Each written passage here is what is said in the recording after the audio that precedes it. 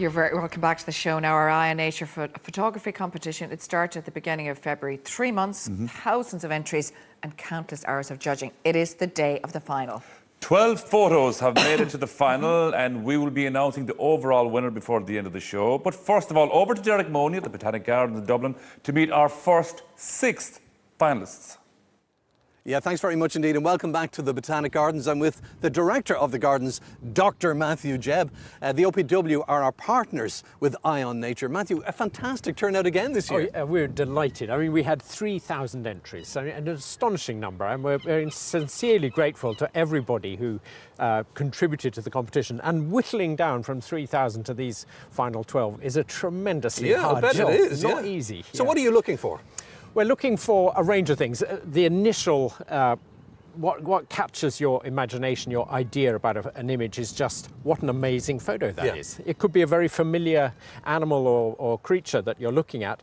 Then the technicality of it, you know, and being able to say, well, how is that going to look when it's blown up? You know, is it in focus? Is it sharp? Is it nicely composed? All of these things. There's a plethora of ways of looking at an image, but actually the stomach is what tells you straight away whether an image is a winner. Now, there are a lot of squirrels here today, Matthew. There are, but we were not going to discriminate against, just because we're looking at the next well, hardly against the red squirrel, anyway. If it's a good photograph, technically skilled, nicely composed, it goes in. And so, you know, getting those final 12 was a real job. But the fact that we have 4 red squirrels actually in 3 photos is just an indication of the skill of approaching a red squirrel, capturing a red squirrel. Not easy. Not easy at all. Okay, well, I've already seen them, and I'm going to see them again on your behalf. I'm going to meet the people who actually took the photographs. And we start with Sue Butler. And Sue's picture is of a mute swan. So tell us about this photograph, Sue. This photo was actually taken in Bushy Park in Dublin, and the swan is preening himself in the photograph.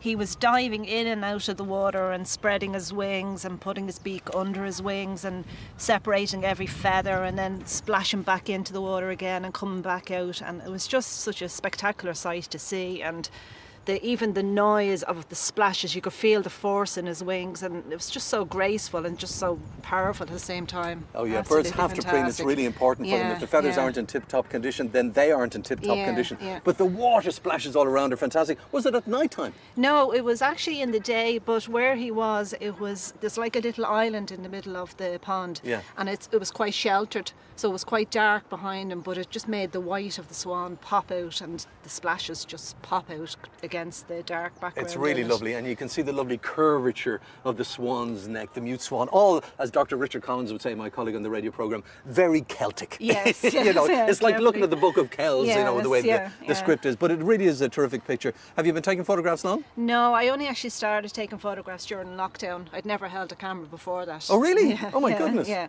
and that was last May, so I was very new to it when I took this particular one, so I was delighted. So some good came out of lockdown. Oh, most definitely. I'm addicted to it now. Congratulations. It's a wonderful picture. Thank you very much indeed, Sue. Much. Okay, so let's move on to our next picture, and this is of an Irish hare, and it's taken by Stephen Dunbar. Hello, Stephen. Yep. Tell me about this wonderful image. Yep, this is an Irish hare. It's taken in early spring. This is in Country Antrim.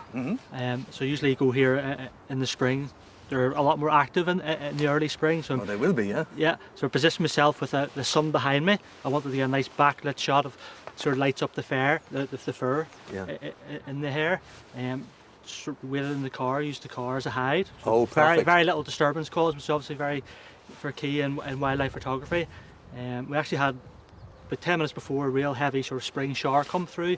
That's what sort of gives a real nice sort of vibrant colour to the grass.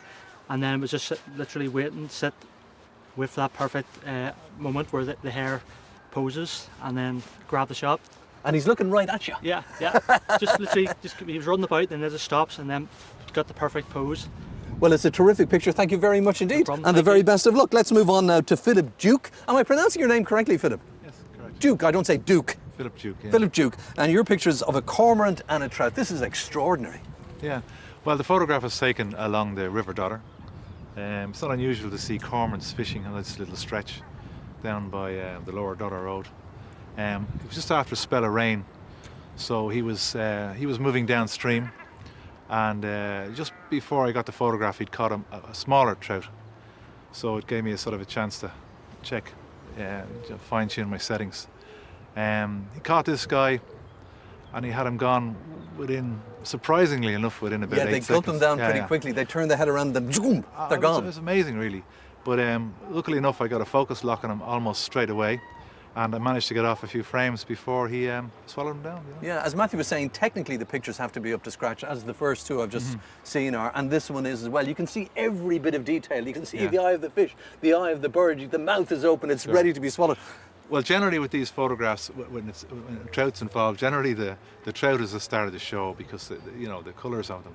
But for this particular case, I think the cormorant comes a close second. For Okay, and this one definitely was at night time. No, actually, no. Actually, would you believe I took that photograph around lunchtime? Wow! It's just the nature of the river. It's because it drains from a bog like so many Irish rivers. Yes. The water is so dark that unless you completely underexpose the photograph and the camera, you tend to blow out highlights. So this is just from experience. I just underexpose a lot of my photographs when I photograph in this particular river. Well, another great job. Philip, thank you very much very indeed. I'll move on now to Michael Allen, and Michael has taken, look at this picture. Who's not going to go, 2 red squirrels. Michael, nice to meet you. Tell me about your photograph. Well, this is obviously 2 native Irish red squirrels, and I'm fortunate enough to live on the edge of some native woodland that is full of these fabulous little creatures, and I adore them. Who wouldn't adore them? And getting pushed out by the greys as well. We love them even more. Well, I have pine marten as well. But on this particular morning, and bear in mind I've thousands of pictures of them in this wood, I fully expected. I sat down, I watched the female on the right feeding, and the male approached on the left. I thought, right, she'll soon hunt him away, like they do. Anyone who's watched red squirrels, they know they can be very aggressive to each other. But on this particular morning, that didn't happen.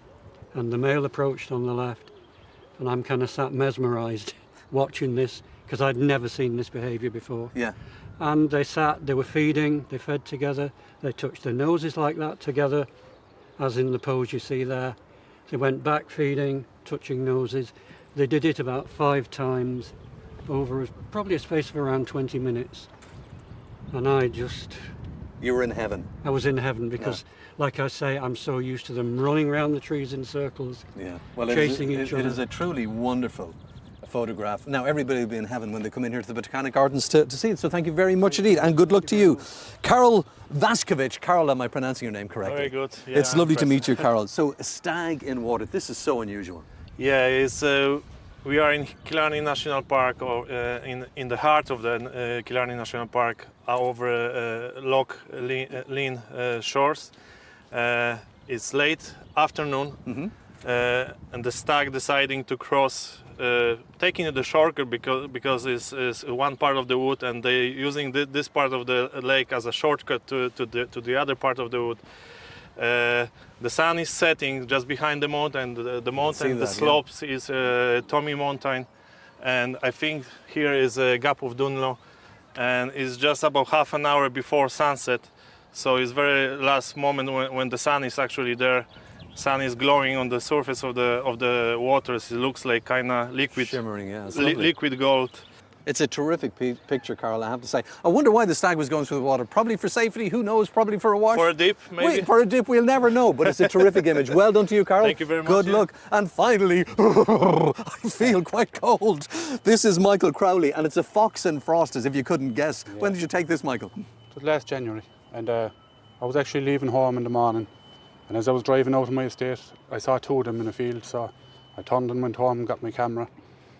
I went in at the top, just above them, and I crept down to a gap there to the field where they were. Yeah. So lo and behold, they were gone, as such usually happens. That's the way it goes, yeah. So I set off walking, and 20 or 30 minutes later, I was walking along by a ditch, and I just looked through, and I saw this one walking parallel to me on the outside. Yeah. So I just kept walking to the corner, and there was a gap, and I just knelt down in the gap, and she came through the ditch, and luckily she turned right and came across me, and the sun was rising behind me, so it was just shining through the gap, and there was just the one bit of light where the sun was hitting the field, and as she came into it, then I just made a small noise, and she just looked. So a half a second she stopped.